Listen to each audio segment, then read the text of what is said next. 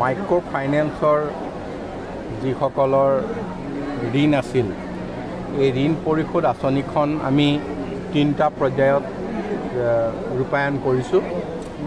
ইতিমধ্যে 2টা পৰ্যায়ৰ ৰূপায়ণৰ কাম হৈ গৈছে।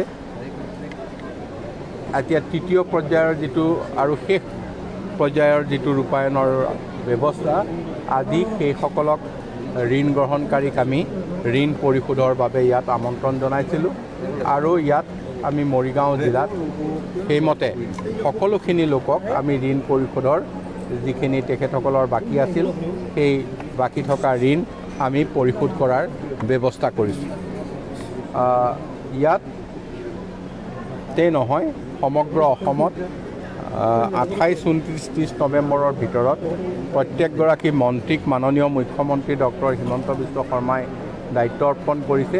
জিলাই জিলাই এই ঋণ পৰিশোধ আঁচনি ৰূপায়ণ কৰা হৈছে। ইয়াৰ লগতে আমি তেখেতসকলক কেইবাটাও সুবাৰ্তা দিছোঁ যে যিসকলে ইতিমধ্যে অৰুণোদয় পাবলৈ বাকী আছে তেখেতসকলে অতি সোনকালে অৰুণোদয় পাব। এটা সমষ্টিত 500,000ৰ অধিক অৰুণোদয় আমি পুনৰ দিম। ৰেচন কাৰ্ড যিসকলৰ হাতত নাই ৰেচন কাৰ্ডো অতি সোনকালে তেখেতসকলে পাব আৰু ৰেচন কাৰ্ড থকা সকলো লোকে প্ৰায় 60 লাখ পৰিয়ালে অসমত হেল্থ ইঞ্চুৰেঞ্চৰ কাৰণে 5 লাখকৈ টকা এটা বছৰত এটা পৰিয়ালে পাব। তেওঁলোকে চৰকাৰী বেচৰকাৰী সকলো হস্পিটালতে বিনামূলীয়া চিকিৎসা গ্ৰহণ কৰিব পাৰিব।